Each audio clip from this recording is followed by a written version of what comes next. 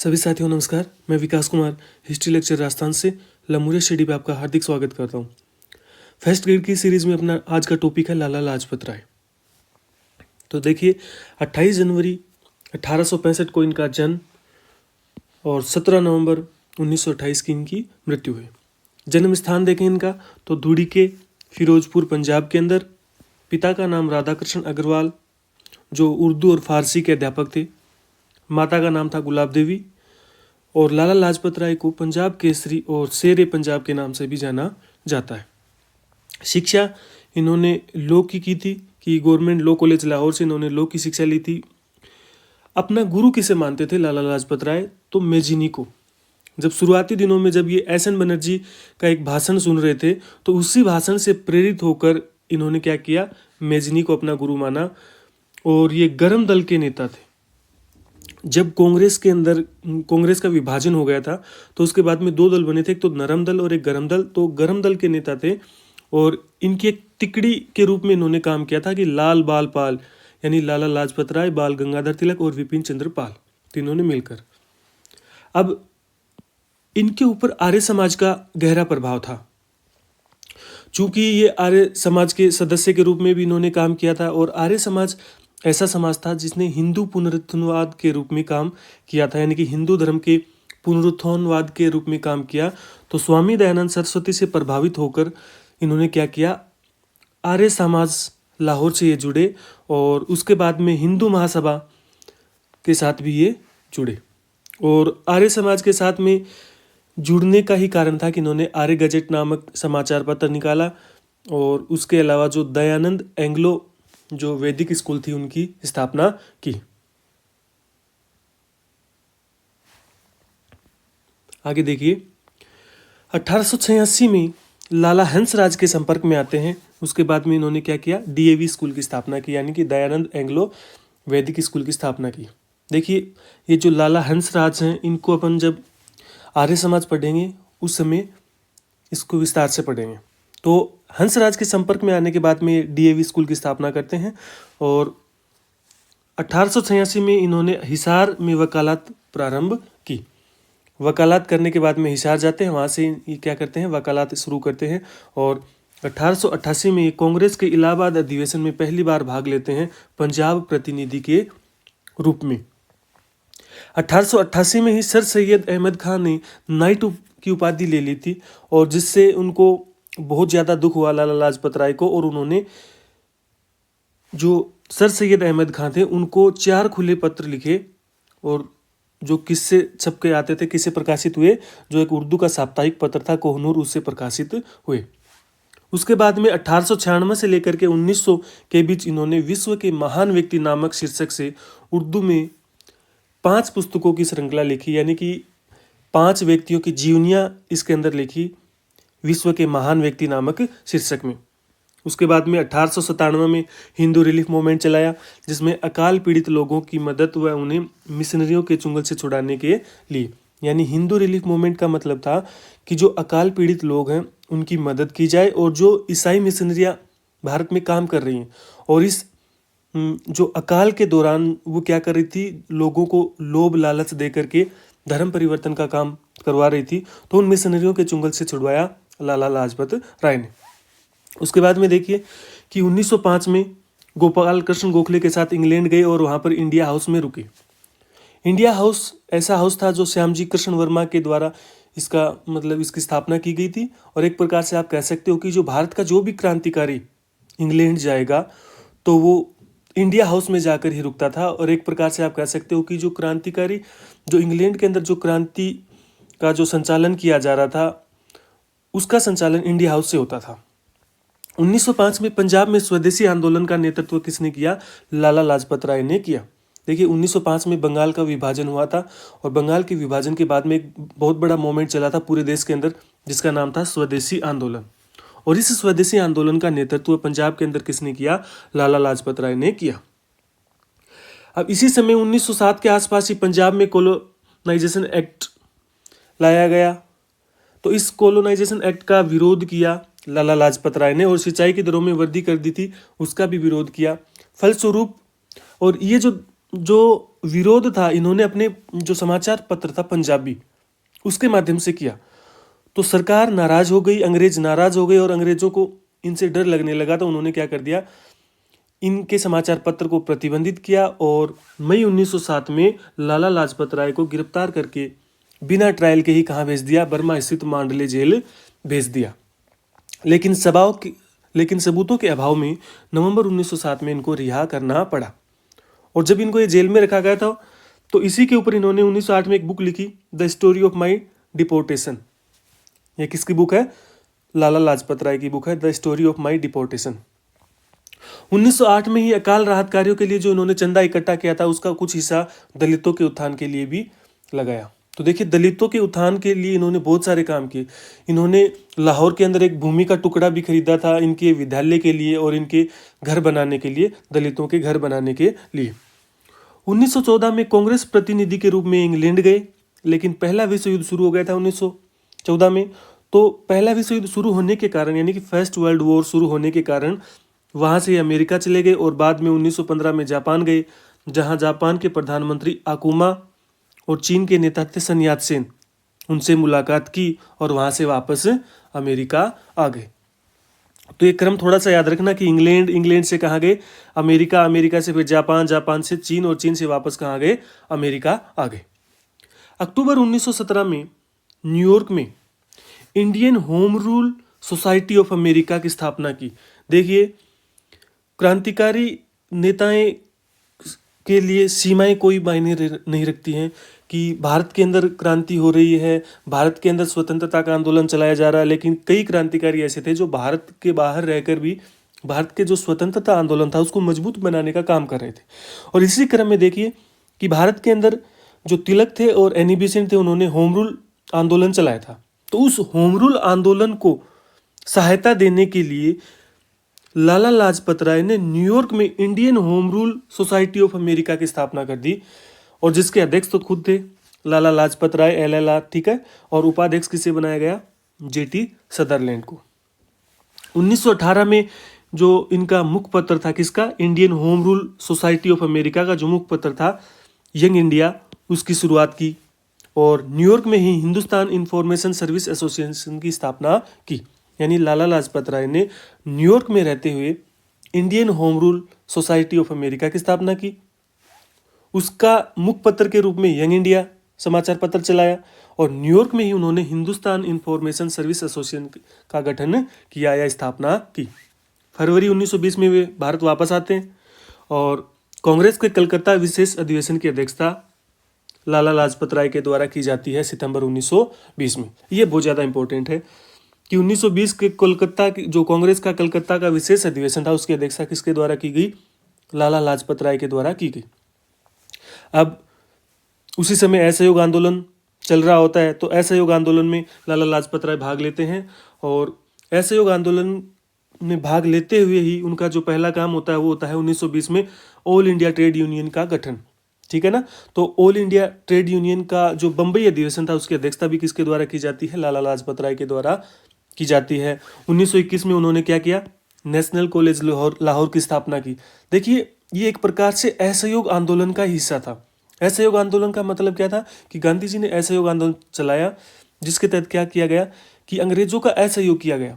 उसके लिए जो सबसे बड़ा काम था उस क्या था कि जो अंग्रेजी शिक्षा ना उसका बहिष्कार, और उसका बहिष्कार करने का मतलब है कि खुद की शिक्षा होनी चाहिए, भारतीय शिक्षा होनी चाहिए। इसी के लिए उन्होंने क्या किया था? 1921 में नेशनल कॉलेज लाहौर की स्थापना की।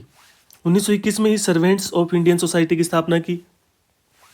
1921 से लेकर के 1923 तक ये जेल में रहे, कारावास में रहे। 1926 में केंद्रीय विधानसभा में उपनेता चुने गए स्वराज पार्टी से। और कौन सी पार्टी से? स्वराज पार्टी से। देखिए, जब असहयोग आंदोलन को हम गांधी जी के अंदर पढ़ेंगे, लेकिन फिर भी मैं आपको यहाँ बता दूं कि 1920 में जब असहयोग आंदोलन शुरू किया तो पूरे भारत के अंदर वो जोर शोर से चल रहा था। लेकिन एक घटना, चोरा चोरी, जो आप हत्याकांड पढ़ते हो कि 4 फरवरी, कहीं पर तो 4 फरवरी दिया होता है, कहीं बुक्स में कहीं पर 5 फरवरी दिया होता है। तो 4 फरवरी 1922 को चोरी चोरा के अंदर क्या हुआ? भीड़ ने एक जो पुलिस स्टेशन था उसमें आग लगा दी और वहाँ पर कुछ लोगों की मृत्यु हो गई। तो इससे दुखी होकर गांधी जी ने असहयोग आंदोलन को स्थगित कर दिया था। और ये जब असहयोग आंदोलन गांधी जी ने स्थगित किया तो कुछ क्रांतिकारी ऐसे थे, या कुछ आप कह सकते हो लगभग ऐसे क्रांतिकारी थे जो गांधी जी के इस जो निर्णय लिया था इससे बहुत दुखी हुए थे। और इन्हीं के क्रम में, जो दुखी होने वाले थे, इन्हीं के क्रम में दो व्यक्ति थे, एक तो थे मोतीलाल नेहरू और एक चित्तरंजन दास। इन दोनों ने मिलकर क्या कर दिया, एक नई पार्टी बनाई कांग्रेस के अंदर रहते हुए, जिसका नाम था स्वराज पार्टी। और इसी स्वराज पार्टी से चुनाव लड़कर लाला लाजपत राय क्या हुआ था, केंद्रीय विधानसभा में उपनेता चुने गए थे। उसके बाद में उन्होंने जल्दी ही, ये भी स्वराज पार्टी से भी ये क्या हो जाते हैं, थोड़े दुखी हो जाते हैं, तो इन्होंने क्या कर दिया, त्यागपत्र दे दिया। और 1926 में जब त्यागपत्र देने के बाद में इन्होंने क्या किया, मदन मोहन मालवीय के साथ मिलकर एक स्वतंत्र कांग्रेस पार्टी का निर्माण किया। तो यहाँ से एक क्वेश्चन इंपॉर्टेंट बन जाता है कि मदन मोहन मालवीय के साथ मिलकर स्वतंत्र कांग्रेस पार्टी की स्थापना किसने की थी, लाला लाजपत राय ने।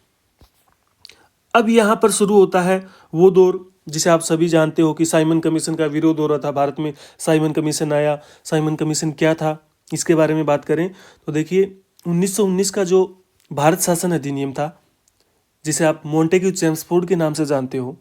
मॉन्टेग्यू उस समय भारत के सचिव थे और चेम्सफोर्ड वायसराय।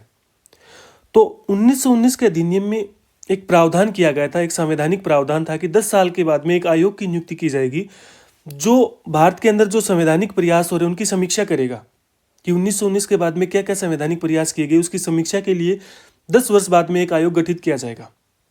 लेकिन इंग्लैंड में हालात ऐसे थे कि वहाँ पर 10 साल से पहले ही 1927 में उन्होंने क्या कर दिया, साइमन कमीशन का निर्माण किया। और साइमन कमीशन जॉन साइमन की अध्यक्षता में बनाया गया।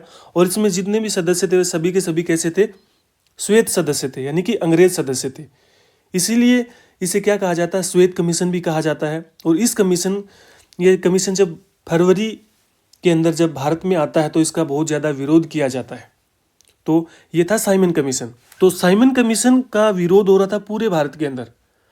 और लाहौर में इस कमीशन का जो विरोध का नेतृत्व कौन कर रहा था, लाला लाजपत राय। तो 1928 में लाहौर में साइमन कमीशन का विरोध का नेतृत्व किया लाला लाजपत राय ने। 30 अक्टूबर 1928 को साइमन कमीशन विरोध प्रदर्शन के दौरान लाहौर में पुलिस लाठीचार्ज में लालाजी को गहरी चोटें आई।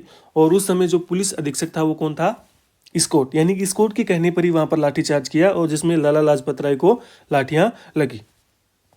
लाला लाजपत राय ने फिर एक कथन दिया कि मेरे शरीर पर पड़ी लाठी की एक एक चोट ब्रिटिश साम्राज्य की ताबूत की एक एक कील साबित होगी। और इसी लाठियों के प्रहार की वजह से 17 नवंबर 1928 को लाला लाजपत राय की मृत्यु हो जाती है। तो यहाँ से आपको याद रखना कि लाला लाजपत राय की मृत्यु किस कारण से हुई थी कि वो लाहौर में साइमन कमीशन का विरोध कर रहे थे। फलस्वरूप लाठीचार्ज किया गया स्कॉट के द्वारा और 17 नवंबर 1928 को उनकी मृत्यु हो जाती है। और उनकी मृत्यु का बदला भगत सिंह, चंद्रशेखर, सुखदेव, राजगुरु और जयगोपाल लेंगे।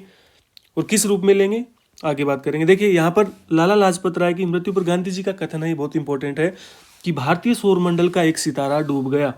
यह कथन किसने कहा, गांधी जी ने कहा। और किसके लिए, लाला लाजपत राय के बारे में।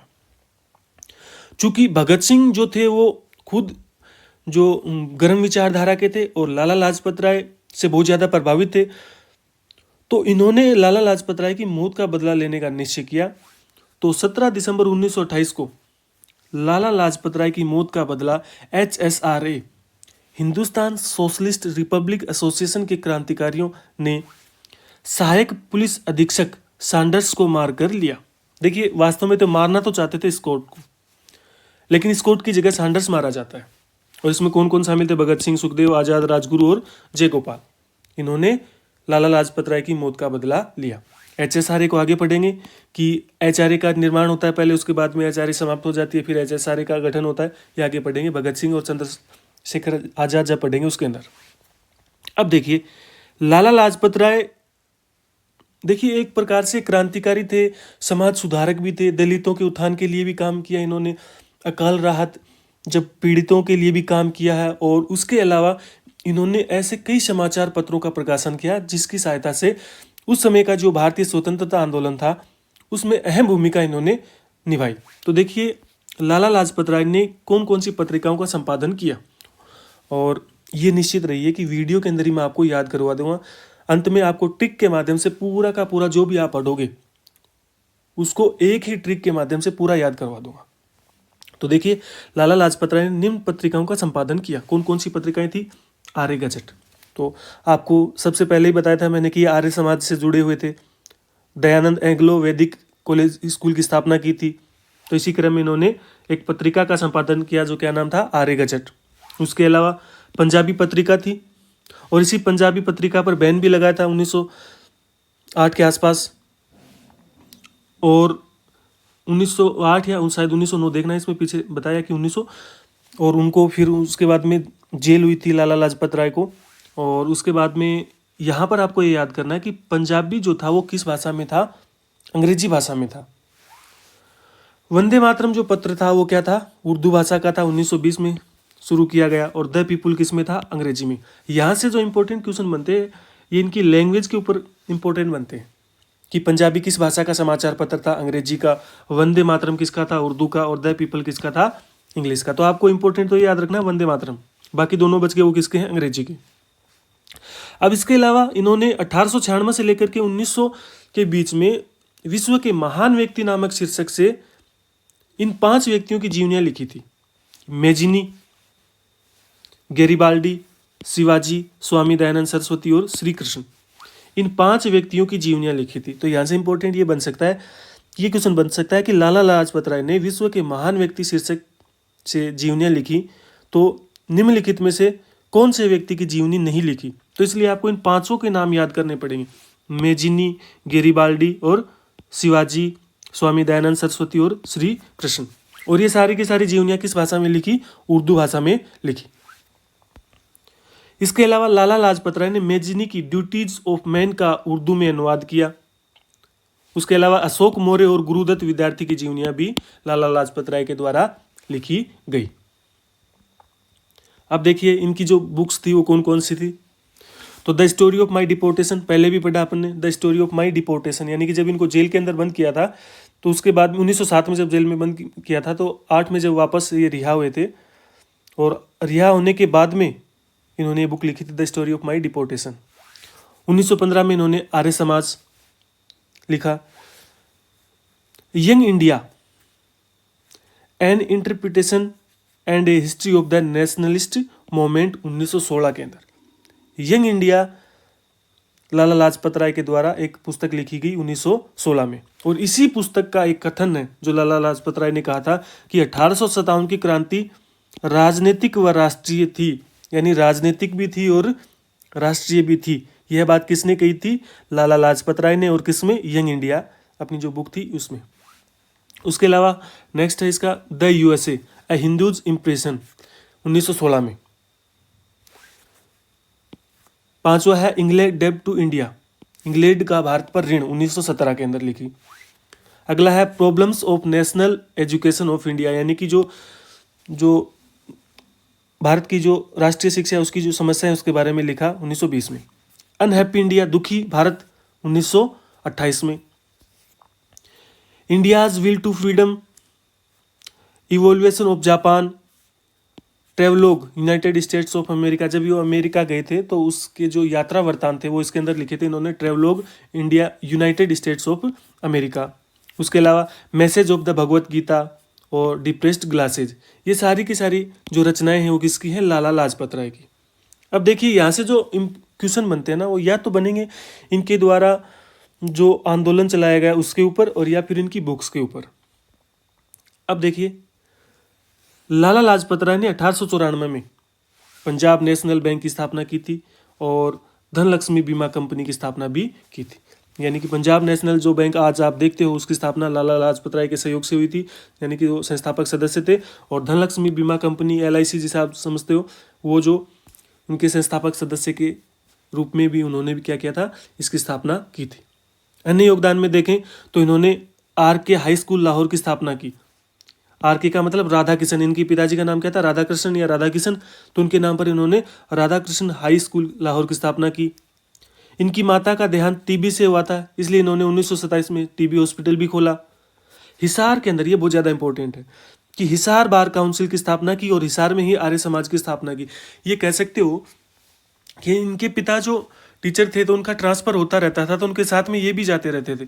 तो इसी क्रम में हिसार के अंदर बार काउंसिल की स्थापना करते हैं, हिसार आर्य समाज की स्थापना भी करते हैं। छुआछूत के खिलाफ भी इन्होंने लड़ाई लड़ी। वेद वृद्ध विशारद के संस्थापक थे और एक मासिक पत्रिका थी अधिकार, इसका भी संपादन किसने किया था? लाला लाजपत राय ने किया था। उसके अलावा ये बात की थी कि पंजाब कॉलोनाइजेशन एक्ट और सिंचाई की दरों में की गई वृद्धि का विरोध किया था इन्होंने, कौन से पत्र के माध्यम से? पंजाबी के माध्यम से, और जिसके ऊपर प्रतिबंध भी लगाया गया। लाला लाजपत राय ने यंग इंडिया में 1916 में प्रकाशित आर्टिकल में कांग्रेस के गठन के संबंध में एक थ्योरी दी, सेफ्टी वाल्व थ्योरी। और सेफ्टी वाल्व थ्योरी का उपयोग उदारवादियों पर हमले के तौर पर किया और कांग्रेस को क्या कहा? लॉर्ड डफरिन के दिमाग की उपज बताया। कि कांग्रेस को लॉर्ड डफरिन के दिमाग की उपज किसने बताया? लाला लाजपत राय ने बताया, और अपने यंग इंडिया अखबार से वो ये बात कह रहे हैं। देखिए सेफ्टी वाल्व थ्योरी क्या थी? देखिए आपने कुकर का इस्तेमाल किया होगा, घर पे कुकर का इस्तेमाल करते हैं, और जब कुकर के अंदर आप नीचे से आंच लगाते हो तो क्या होता है, उसके अंदर प्रेशर बढ़ जाता है, और उस बढ़े हुए प्रेशर को, जो ज़्यादा प्रेशर होता है, उसको उस सीटी के माध्यम से बाहर निकाला जाता है। तो लाला लाजपत राय ने बताया कि डफरिन ने इस जो कांग्रेस का निर्माण किया है, ये सेफ्टी वाल्व के रूप में किया है। कि उस समय का जो एरा था, उस समय क्या था कि लोगों के अंदर आक्रोश की भावना ज़्यादा थी, विरोध की भावनाएं थी। तो उस विरोध को बाहर किस प्रकार से निकाला जाए, तो एक संस्था बना दी जाए, और उस संस्था का नाम क्या दिया गया? कांग्रेस दिया गया। जिस संस्था के मंच पर लोग आकर क्या कर सकते थे? अपने विचारों को प्रदर्शित कर सकते थे, अपने विचारों को, जो आप कह सकते हो कि अंग्रेज हैं उनके प्रति वो अपने विचार व्यक्त कर सकते थे। तो ये थी सेफ्टी वाल्व थ्योरी। उसके अलावा लाला लाजपत राय के बारे में, अब ये इंपॉर्टेंट है दोनों, कि हार्डिंग क्या कहता है? खतरनाक षड्यंत्रकारी है। यानी कि लाला लाजपत राय खतरनाक षड्यंत्रकारी है, ये बात कौन कहता है? हार्डिंग। कांग्रेस वफादार है मगर लालाजी खतरनाक है, ये बात किसने कही? मिंटो ने। और लाला लाजपत राय ने कांग्रेस के सम्मेलनों को शिक्षित भारतीयों का वार्षिक राष्ट्रीय मेला कहा। अब देखिए इनको ट्रिक से याद करेंगे कि जितने भी आपने लाला लाजपत राय के कार्य अभी पढ़े हैं उनको पूरा का पूरा एक ट्रिक से याद करेंगे। कैसे? कि यंग लाला जी ने यूएस के होम ग्राउंड पर डेब्यू किया। देखिए आप क्रिकेट के अगर मैच देखते हो ना, तो वहाँ पर क्या होता है कि जो भी नया खिलाड़ी होता है ना, तो उसका डेब्यू किया जाता है, यानी कि जो पहला मैच होता है ना, उसका वो डेब्यू मैच होता है। तो यंग लाला जी ने यूएस के होम ग्राउंड पर डेब्यू किया। आपने देखा था कि लाला जी कहाँ पर गए थे? अमेरिका गए थे, और वहीं पर उन्होंने एक प्रकार से क्रांति का संचालन, या आप कह सकते हो कि क्रांतिकारी वहाँ पर अनेक कदम उठाए थे। तो यंग लाला जी ने यूएसए के होम ग्राउंड पर डेब्यू किया, लेकिन T20 में विशेष प्रॉब्लम से अटक गए, और अटकते ही क्या किया? पीपल पर चढ़कर जोर जोर से ना वंदे मातरम बोलने लगे पंजाबी भाषा में। याद रह जाएगा, बार बार दोहराओगे तो याद हो जाएगा। और ये जो ट्रिक्स है ना, इनको आप है ना अपने मोबाइल के अंदर रिकॉर्ड कर लिया करो, और जब भी आप काम करते रहते हो ना, तो उस समय इनको याद किया करो कि यंग लाला जी ने यूएस के होम ग्राउंड पर डेब्यू किया। लेकिन अब सोच के देखिए कि T20 में, अब T20 का तो क्या होता है भाई, उस समय तो T20 आया नहीं था, अब आया है 2007-8 के पास में आया T20। तो उस समय क्या हुआ कि T20 में उनके विशेष प्रॉब्लम हो गई, उनको खेलने में दिक्कत हुई। अब वो अटक गए, और अटकते क्या करे? पीपल पर चढ़ गए और जोर जोर से आवाज लगाने लगे, नारे लगाने लगे पंजाबी भाषा में, वंदे मातरम वंदे मातरम। अब देखिए इसको कैसे याद करें। यंग का तात्पर्य यहाँ पर है यंग इंडिया 1916, ठीक है ना, इनका समाचार पत्र था। उसके बाद में यूएसए, इनकी बुक थी USA, the USA A Hindu impression. उसके बाद में होम से तात्पर्य है home rule society of America की स्थापना 1917 के अंदर इन्होंने कर दी। डेब्यू का मतलब इन्होंने क्या लिखा था? इंग्लैंड डेब टू इंडिया 1917 में। देखिए इनको आपको वर्ष के हिसाब से याद करवा रहा हूँ कि सबसे पहले यंग है, इसका मतलब 1916 के अंदर, फिर 1916 में ही क्या था? द यूएसए था, 1917 में था home rule society of America की स्थापना, उसके बाद में 1917 में उन्होंने लिखा इंग्लैंड डेब टू इंडिया। अब T20 का मतलब क्या है यहाँ पर? ये जो तीनों बातें होंगी, ये तीनों बातें क्या है? 1920 की है, T20 का मतलब ये है कि T20 में विशेष प्रॉब्लम से अटक गए। तो विशेष का मतलब क्या है कि 1920 में कांग्रेस के जो कलकत्ता का विशेष अधिवेशन था उसकी अध्यक्षता की। प्रॉब्लम का मतलब है कि problems of national education of India,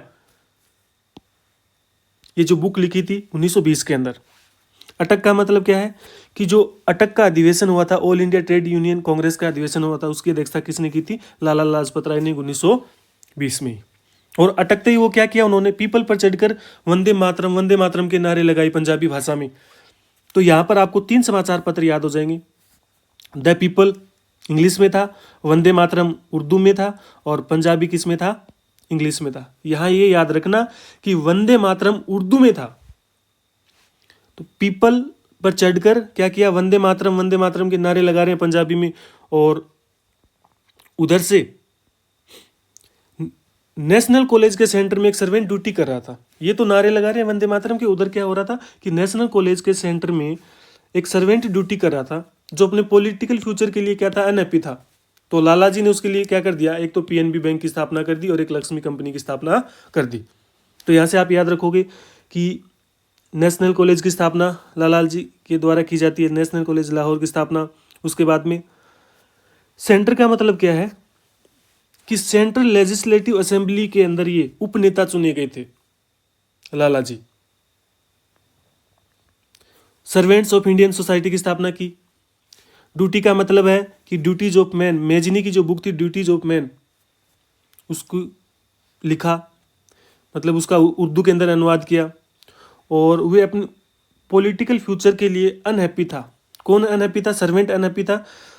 तो जो पॉलिटिकल फ्यूचर के बारे में बताया गया है, इनकी जो बुक थी वो है अनहैप्पी इंडिया, इनकी बुक है लाला जी की।